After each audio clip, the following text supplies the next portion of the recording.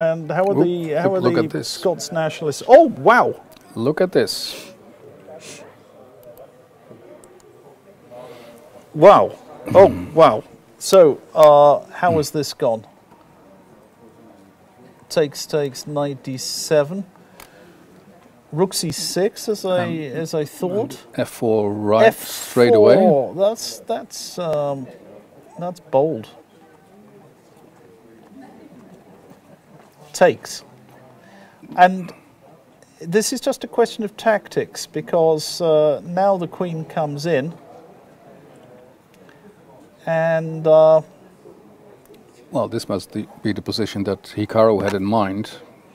I have absolutely no idea what he wants here, but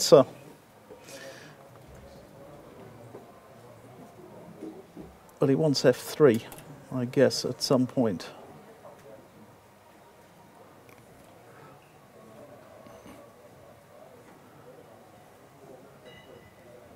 Well, some difficulties actually for white. Not absolutely straightforward at all.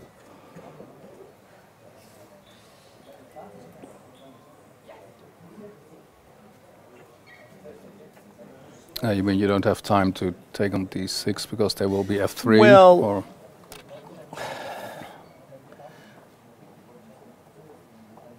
You can play. You can put the bishop on f1. So let's have a look. Takes here. Bishop f1. And now after check, we have. In fact, we can just move the king. But then knight e5. And then we also have this move, which is possible. Because after queen takes d5, bishop c4 takes, bishop takes f7, rook takes queen. So it looks a bit dangerous, queen takes d6. But that is a huge pawn, because in fact black's structure more or less collapses after this. So it is a question of accurate calculation. Yeah, you really have to. And is queen g5 threatening f3 more dangerous? It looks more dangerous. But still, it should be possible to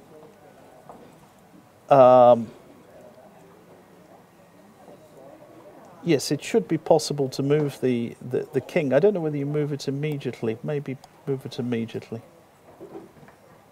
Although rook a2 might be better to exchange rooks, I don't know.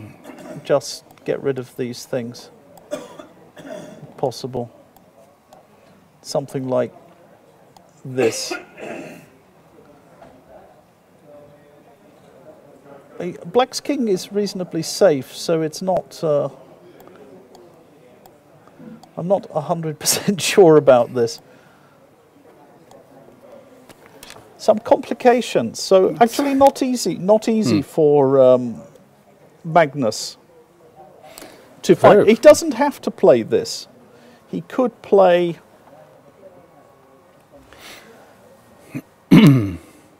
Could play something else altogether, but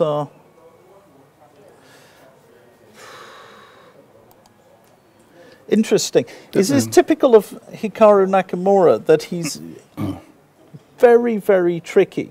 And actually, he's just basically saying, I'm giving up the strategic fight. Because he felt it wasn't going his way? It probably wasn't going his way, but it looks like he's taken a very interesting opportunity to mix things up. And it's going to require very, very accurate calculation. But there has to be some objective truth in it, because Magnus has time enough to calculate. I mean, it's not a blitz game. No, it's not a blitz game. No.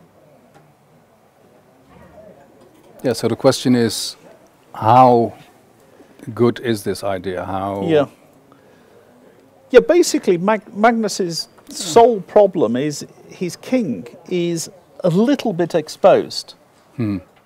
And this vulnerability of the king is, I mean, does he have to go on the defensive then? He might lose his d-pawn or whatever. He has to be very careful there with this. At the same time, you have this idea that if white finds the right plan, it must be good. Yeah, I would have thought so. Yeah. Would have thought so. Well, definitely not boring for us. So let's see what Magnus comes up with. And okay, so Geary plays his rook, his king into the corner. So let's get that. We got to. You say that we haven't shown it. Aye. Has been played, and now the question. Yeah, is that actually the knight on d7? He does a very, very good defensive job for black. So it's covering his king. You know, it's covering, but that's it. Yeah. And you don't Black's, see it join the attack. But not really. I can't see knight e5, knight d3 happening, but who knows? And queen g5 with a threat, and so either he's going to have to play king h1. I'm just wondering, actually, can you play the rooks? Is that a good idea to start with anyway? I mean, I'm just wondering about. Let me try some primitive move. f3. f3 really does maybe run into knight e5. That's probably starting to get rather dangerous.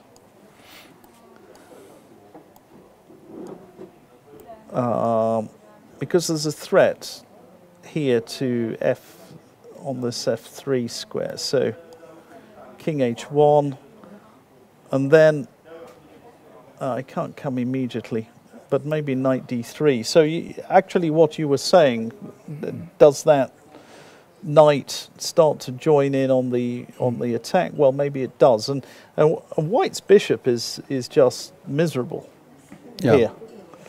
So it's an interesting situation, and maybe and from a practical point of view, not easy for Magnus, because you know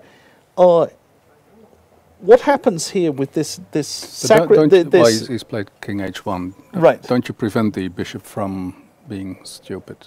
Yeah, that's why he's played king h1. Yeah. But then you get this pawn, you know, shoved up your throat. Yeah. So that is the positional move, probably the best move. Yeah. But once the pawn comes to f3, I always say that once you have this pawn here on f3 or in f6 when it's wide,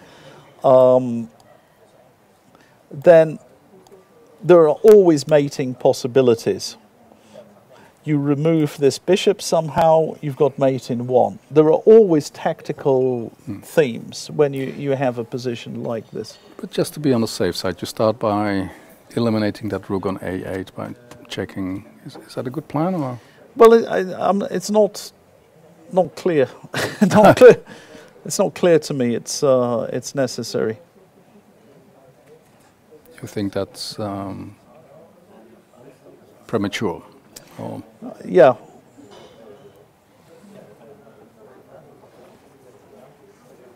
I mean, the rook is not actually threatening to come in. Rook a2 can be met by rook c2 at any point. So why put black's king on a better square?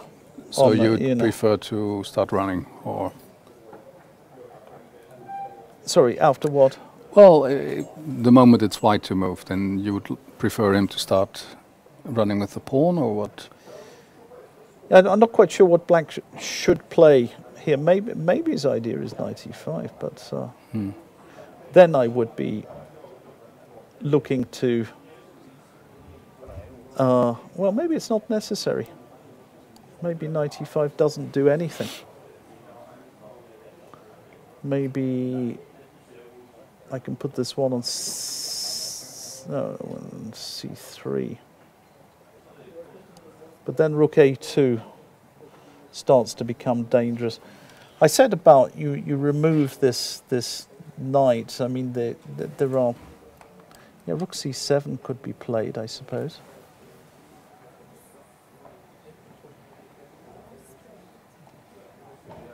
Becomes very tactical.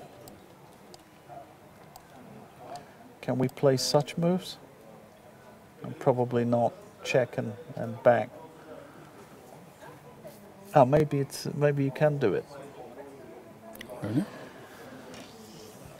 Difficult for me. So I'm just giving you some rough ideas. Looks highly complicated position, and these are the. I think Hikaru has done the right thing because he sensed the strategic tide was turning against him, and he's just said, "Well, okay, am I going to bother defending here? I'm going to go on the attack," and that's very much his nature, actually. Yeah, but then, yeah, you have to be pretty sure of that attack. Well, maybe he just thought, you know, if you stick enough pieces in the general vicinity of your opponent's king, it's enough, and you have a hunch and bet a bunch. Okay. So Hikaru is thinking. Yeah, which may be... Ah, we got some photos. No, not really. Oh, yes, we got. You've got some photos. Yeah. Okay. So there. So we've right. And then it was. Yeah.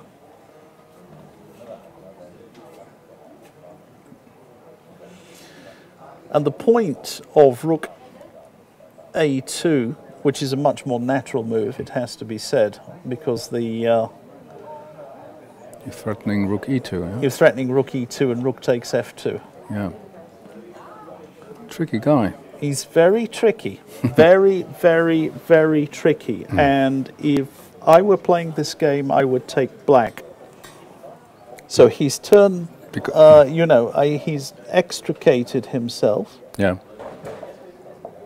from what looked like quite serious difficulties by suddenly seizing the initiative. So maybe... it helped that he beat him in Bilbao last year. Maybe it helped, and maybe Hikaru Nakamura is going to win 12 games in a row.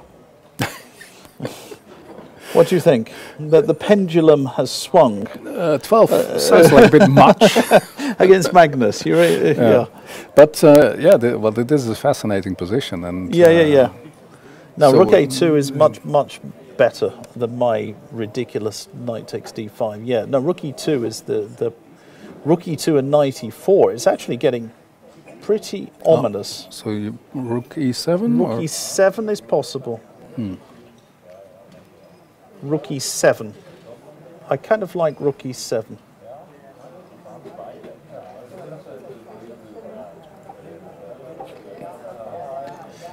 But then knight takes d5 is, you know, is like a massive improvement on. You got. You mean, yeah, you don't have time for rook e5 or. Yeah, you can do that, but.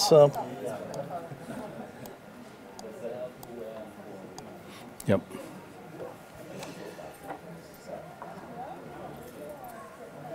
It's clear that you know, black is in no danger at all, and white has to be careful, particularly when with the the time trouble approaching. So we have the possibility of a sensation, of an upset. I'm not saying it is likely, but from a practical point of view, this position is very difficult, actually, for Magnus Carlsen. There are threats all over the place. So it looks like Hikaru Nakamura is being rewarded for his bravery. I mean, Yeah, I mean, he looked in trouble, yeah, or at least in a very unpleasant position. yeah. And now he may even have chances to achieve more than a draw. Yeah, let's go back to this.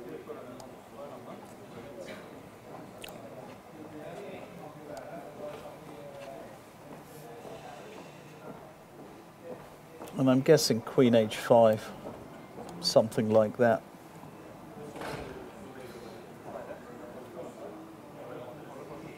Yeah, Could actually turn out well for white. Really does resemble a king's gambit. This. no kidding. Yeah. Okay. Queen G5, perhaps.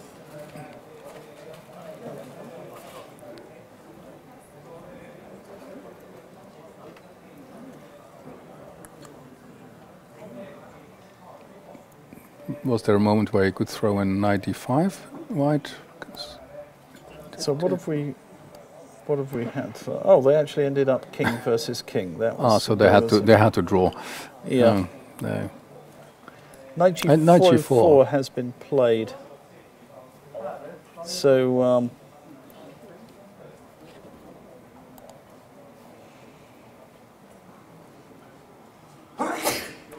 So the point of knight G4 is as follows. So Well, you have to take it, right? So we have to take it with. So let's say we take. Well, we've got a choice. He's taken this way, and now bishop takes e6 is forced.